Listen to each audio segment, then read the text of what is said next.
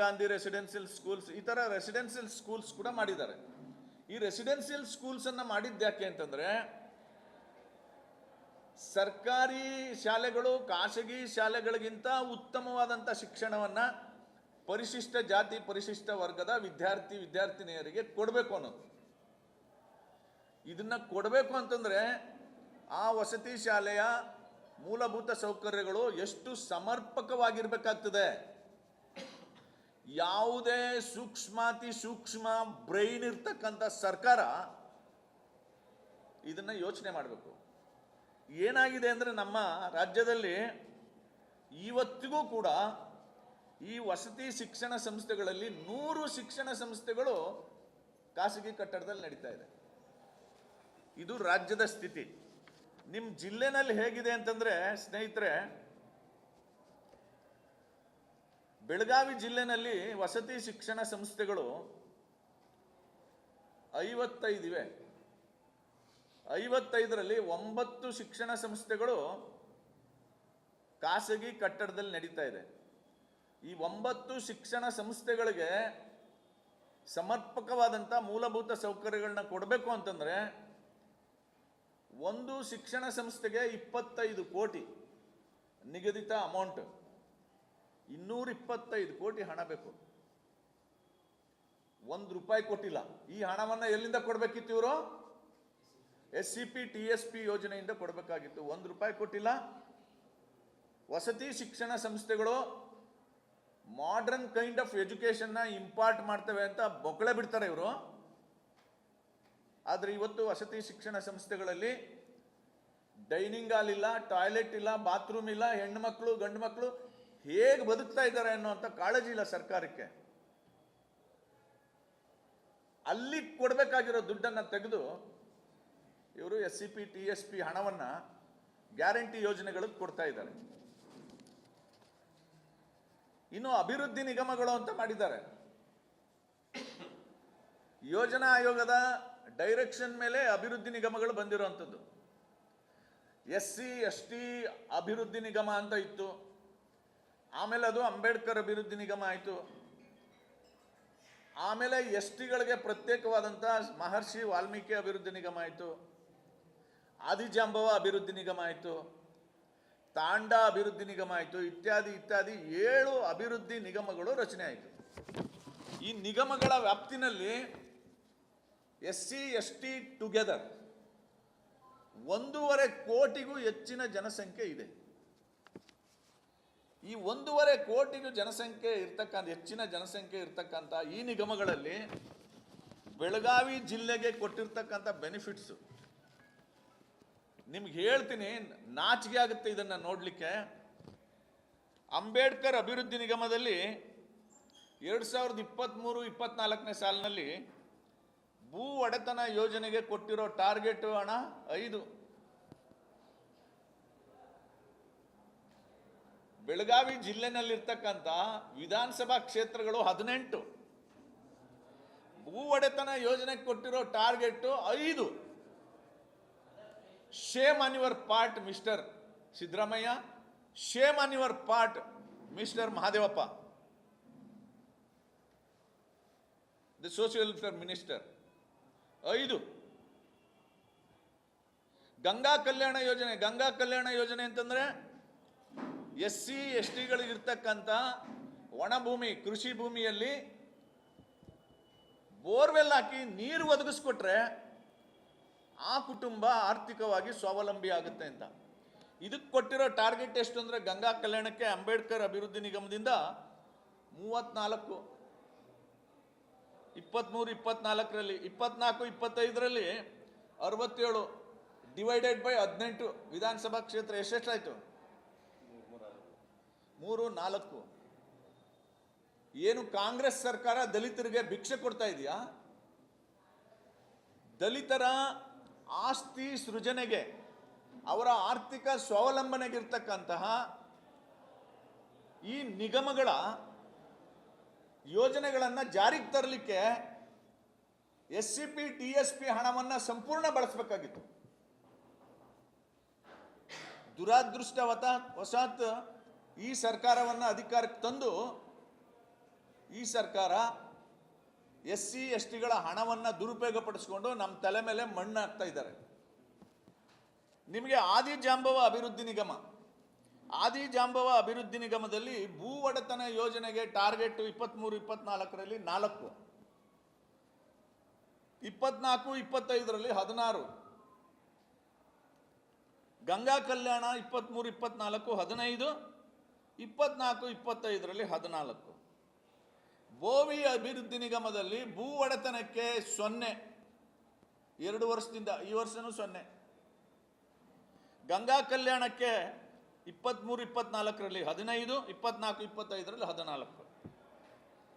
ಸಫಾಯಿ ಕರ್ಮಚಾರಿ ಆಯೋಗ, ಸಫಾಯಿ ಕರ್ಮಚಾರಿಗಳು ಯಾರು ಅಂತಂದರೆ ಇಡೀ ಬೆಳಗಾವಿ ಸಿಟಿಯನ್ನು ಗುಡಿಸಿ ಕ್ಲೀನ್ ಮಾಡ್ತಕ್ಕಂಥವ್ರು. ಅವ್ರಿಗೆ ಭೂ ಒಡೆತನ ಯೋಜನೆಯಲ್ಲಿ ಟಾರ್ಗೆಟ್ ಇಲ್ಲ, ಗಂಗಾ ಕಲ್ಯಾಣ ಟಾರ್ಗೆಟ್ ಇಲ್ಲ. ಈ ರೀತಿ ಇವರ ಆರ್ಥಿಕ ಸ್ವಾವಲಂಬನೆಯನ್ನು ಸೃಷ್ಟಿ ಮಾಡಲಿಕ್ಕಿರ್ತಕ್ಕಂಥ 7 ನಿಗಮಗಳ ಕುತ್ತಿಗೆಯನ್ನು ಇಚಕಿ ಸಾಯಿಸಿಬಿಟ್ಟು ಗ್ಯಾರಂಟಿ ಯೋಜನೆಗಳಿಗೆ ಈ ಹಣವನ್ನು ಕೊಡ್ತಾ ಇದ್ದಾರೆ. ನಾನು ಕಾರ್ಪೊರೇಷನ್ ಅವ್ರ ಕಡೆಯಿಂದ ಮಾಹಿತಿ ತರಿಸ್ಕೊಂಡೆ. ಎಂಥ ದುರಂತ ಇದೆ ಈ ಸರ್ಕಾರ, ಎಂಥ ಅಚಾತುರ್ಯ ಮಾಡಿದೆ ಅನ್ನೋದಕ್ಕೆ ನಿಮಗೊಂದು ಉದಾಹರಣೆ ಹೇಳ್ತೀನಿ ಸ್ನೇಹಿತರೆ. ಅಂಬೇಡ್ಕರ್ ಅಭಿವೃದ್ಧಿ ನಿಗಮ, ಆದಿಜಾಂಬವ ಅಭಿವೃದ್ಧಿ ನಿಗಮ, ಬೋವಿ ಅಭಿವೃದ್ಧಿ ನಿಗಮ, ನಾನು ಈಗ ಮಾತಾಡ್ತಾ ಇದ್ದೀನಲ್ಲ, ಇದೆಲ್ಲವೂ ಬೆಳಗಾವಿ ಜಿಲ್ಲೆಗೆ ಸಂಬಂಧಪಟ್ಟಿದ್ದು. ಈ ನಿಗಮಗಳಲ್ಲಿ 416 ಫಲಾನುಭವಿಗಳು ಎಲಿಜಿಬಲ್ ಬೆನಿಫಿಷಿಯರೀಸ್ ಇದ್ದಾರೆ ಸರ್. ಇವ್ರಿಗೆ 2 ಎಕರೆ ಭೂಮಿ ಖರೀದಿ ಮಾಡಿಕೊಟ್ರೆ ಸುಮಾರು 416 ಕುಟುಂಬಗಳು ಸ್ವಾವಲಂಬಿಗಳಾಗ್ತವೆ. ಇದಕ್ಕೆ ಬೇಕಾಗಿರೋ ಹಣ ಎಷ್ಟು ಅಂತಂದ್ರೆ 88,70,00,000. ನಿಗಮಗಳ ಅಧಿಕಾರಿಗಳು ಕೇಂದ್ರ ಕಚೇರಿಗೆ ಪ್ರಪೋಸಲ್ ಕಳಿಸಿ ಬಾಯಿ ಮುಚ್ಕೊಂಡು ಕೂತಿದ್ದಾರೆ. ದುಡ್ಡು ಬಂದಿಲ್ಲ, ದುಡ್ಡು ಬರೋದು ಇಲ್ಲ. ಯಾಕೆ ಬರಲ್ಲ ಅಂದರೆ ಈ ಎಲ್ಲ ಹಣವನ್ನು ದಲಿತರ ಸ್ವಾವಲಂಬಿಗೆ ಬೇಕಾದಂಥ ಹಣವನ್ನು ಗ್ಯಾರಂಟಿಗಳಿಗೆ ಖರ್ಚು ಮಾಡಿದ್ದಾರೆ. ಇದು ಕಾನೂನು ಬಾಹಿರ, ಅನೈತಿಕ ಕ್ರಿಯೆ, ನಿಯಮ ಬಾಹಿರ. ಇದು ದಲಿತರಿಗೆ ಮಾಡ್ತಕ್ಕಂಥ ಅತ್ಯಂತ ದೊಡ್ಡ ಮೋಸ ಕಾಂಗ್ರೆಸ್ದು. ಇದನ್ನ ನಾವು ದಲಿತ ಸಮಾಜದ ಪ್ರಗತಿಪರರಿಗೆ ಮತ್ತು ಇತರೆ ಸಮಾಜದವರಿಗೆ ಈ ಮಾಹಿತಿಯನ್ನು ತಲುಪಿಸಿ ದಲಿತ ಸಮಾಜ ಇವತ್ತು ಒಂದು ಘೋಷಣೆಯನ್ನು ಇಟ್ಕೊಂಡು ನಾವು ಹೋರಾಟ ಮಾಡ್ತಾ ಇದ್ವಿ. ಏನು ಅಂತಂದರೆ SCP TSP ಅನುದಾನ ಇದೆಯಲ್ಲ, ಅದು ನಮ್ಮ ಅನುದಾನ, ನಮ್ಮ ಹಕ್ಕು. ಕಾಂಗ್ರೆಸ್ ಸರ್ಕಾರದ ಸಿದ್ದರಾಮಯ್ಯನವರ ಹಕ್ಕಲ್ಲ ಅದು. SC ಮಹದೇವಪ್ಪನವರ ಮನೆಯ ಹಕ್ಕಲ್ಲ ಅದು. SC ST ಸಮುದಾಯಗಳ ಅನುದಾನ ನಮ್ಮ ಅನುದಾನ, ನಮ್ಮ ಹಕ್ಕು ಅಂತ ಘೋಷಣೆ ಇಟ್ಕೊಂಡು ಇವತ್ತು ಜನಾಭಿಪ್ರಾಯವನ್ನು ರೂಪಿಸಲಿಕ್ಕೆ ನಾವು ಇಡೀ ತಂಡ ಬೆಂಗಳೂರಿಂದ ಬಂದು ಇಲ್ಲಿ ಕಾರ್ಯಕ್ರಮ ರೂಪಿಸ್ತಾ ಇದ್ದೀವಿ. ನಾನು ಶಾಸಕಾಂಗ, ಕಾರ್ಯಾಂಗ, ಪೊಲಿಟಿಕಲ್ ಎಕ್ಸಿಕ್ಯೂಟಿವ್ ಇದೆಯಲ್ಲ ಅಂದರೆ ಸರ್ಕಾರ, ಅದರ ಅಣತಿಯಂತೆ ಕೆಲಸ ಮಾಡ್ತಾ ಇದೆ. ನಾವು ಏನು ಮಾಡೋಕ್ಕಾಗಲ್ಲ, ವಿ ಆರ್ ಹೆಲ್ಪ್ಲೆಸ್. ಆದರೆ ನಮಗೆ ಧ್ವನಿಯಾಗಬೇಕಾಗಿರೋದು ದಲಿತರಿಗೆ ಯಾರು ಅಂತಂದರೆ ಮಾಧ್ಯಮ ರಂಗ. ಮಾಧ್ಯಮದ ಗೆಳೆಯರು ಈ ಅನ್ಯಾಯವನ್ನು ಜನಮಾನಸಕ್ಕೆ ತಂದು ಈ ದಲಿತ ಸಮುದಾಯ, ಶೋಷಿತ ಸಮುದಾಯ ಸಾವಿರಾರು ವರ್ಷಗಳಿಂದ ಏನು ಆರ್ಥಿಕ ಸಾಮಾಜಿಕ ಗುಲಾಮಗಿರಿಗೆ ಸಿಕ್ಕಾಕೊಂಡಿದ್ದಾರೆ, ಅಲ್ಲಿಂದ ಬಿಡುಗಡೆ ಮಾಡಿ ಅವರನ್ನು ಮೈನ್ ಸ್ಟ್ರೀಮಿಗೆ ತರಬೇಕು ಅಂತಕ್ಕಂಥ ಈ ವಿಶೇಷ ಘಟಕ ಯೋಜನೆ, ಬುಡಕಟ್ಟು ಉಪಯೋಜನೆಯ ತತ್ವವನ್ನು, ತಾತ್ವಿಕತೆಯನ್ನು ಮಣ್ಣುಪಾಲು ಮಾಡ್ತಾ ಇರ್ತಕ್ಕಂಥ ಕಾಂಗ್ರೆಸ್ಗೆ ಪಾಠ ಕಲಿಸಬೇಕು ಅಂತ ಹೇಳಿ ಇವತ್ತು ನಾವು ಪ್ರತಿಭಟನಾ ಸಭೆ ಮತ್ತು ಪ್ರತಿಭಟನೆ ಮಾಡಿ ಜಿಲ್ಲಾಧಿಕಾರಿಗಳ ಮೂಲಕ ಮುಖ್ಯಮಂತ್ರಿಗೆ ಮನವಿ ಕೊಡ್ತಾ ಇದ್ದೀವಿ.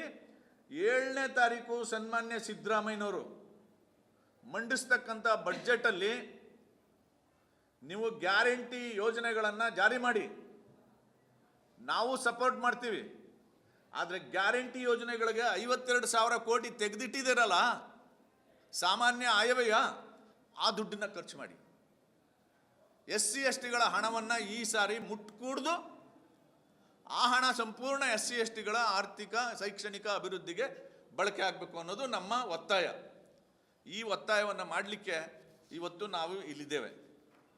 ಸೊ ಇದನ್ನ ಕುರಿತಂತೆ ಏನಾದರೂ ಪ್ರಶ್ನೆಗಳಿದ್ರೆ ದಯಮಾಡಿ ಕೇಳಿ. ವೇದಿಕೆಯಲ್ಲಿರೋ ಎಲ್ಲ ಸ್ನೇಹಿತರು ಮಾತಾಡ್ತಾರೆ. Thank you. ಈ SCP TSP ಆ್ಯಕ್ಟ್ ಬಂದಿದ್ದು ಕರ್ನಾಟಕದಲ್ಲಿ 2013ರಲ್ಲಿ. ಈ ಆ್ಯಕ್ಟಲ್ಲಿ ಒಂದು ಕೆಟ್ಟ ಪ್ರಾವಿಷನ್ನ ಸಿದ್ದರಾಮಯ್ಯನವರೇ ಸೇರಿಸಿದ್ರು, ನನ್ನ ಹತ್ರ ಇದೆ. ಆ ಪ್ರಾವಿಷನ್ ಏನು ಅಂತಂದರೆ 7D, ಸೆಕ್ಷನ್ 7 ಒಳಗಡೆ ಸಬ್ಸೆಕ್ಷನ್ D. ಅದರಿಂದ SC STಗಳಿಗಿರ್ತಕ್ಕಂಥ ಹಣವನ್ನು ಬೇರೆದಕ್ಕೆ ಉಪಯೋಗ ಮಾಡುವಂತಹ ಪರಿಸ್ಥಿತಿ ಬರ್ತಾ ಇದೆ. ಇದನ್ನು ರದ್ದು ಮಾಡಿ ಅಂತ ನಾನೇ ಹೋರಾಟ ಮಾಡಿದೆ ಅಸೆಂಬ್ಲಿನಲ್ಲಿ. ಈಗ ಸಿದ್ದರಾಮಯ್ಯನವರು ಬಂದು ರದ್ದು ಮಾಡಿದ್ದಾರೆ. ರದ್ದಾಗದೆ ಇರೋದಕ್ಕೆ ಮೊದಲು ಹಿಂದೆ ನಡೆಸಿರ್ತಕ್ಕಂಥ ಸರ್ಕಾರಗಳು ಕೂಡ ಇದರ ದುರುಪಯೋಗ ಆಗಿದೆ ಇಲ್ಲ ಅಂತ ಹೇಳಲ್ಲ ನಾನು. ಇದು ರದ್ದಾದ ಮೇಲೆ ದುರುಪಯೋಗ ಆಗ್ತಾ ಇದೆಯಲ್ಲ, ಅದಕ್ಕೆ ಇನ್ನೊಂದು ಸೆಕ್ಷನ್ ಇಟ್ಕೊಂಡಿದ್ದಾರೆ ಸಿದ್ದರಾಮಯ್ಯನವರು. ಸರ್ ಕೇಳಿಸ್ಕೊಳ್ಳಿ, ಇನ್ನೊಂದು ಸೆಕ್ಷನ್ ಇಟ್ಕೊಂಡಿದ್ದಾರೆ. ಅದು ಯಾವುದು ಅಂದರೆ 7C. ಈ 7Cನೂ ಕೂಡ ರದ್ದು ಮಾಡದೇ ಇದ್ರೆ ಇವರು ಖರ್ಚು ಮಾಡೋದಕ್ಕೆ ಪ್ರೊಸೀಜರಲ್ ಡಿಫೆನ್ಸ್ನ ಇದನ್ನು ತಗೋತಾರೆ ಇವರು. ಇದನ್ನ ರದ್ದು ಮಾಡಬೇಕು.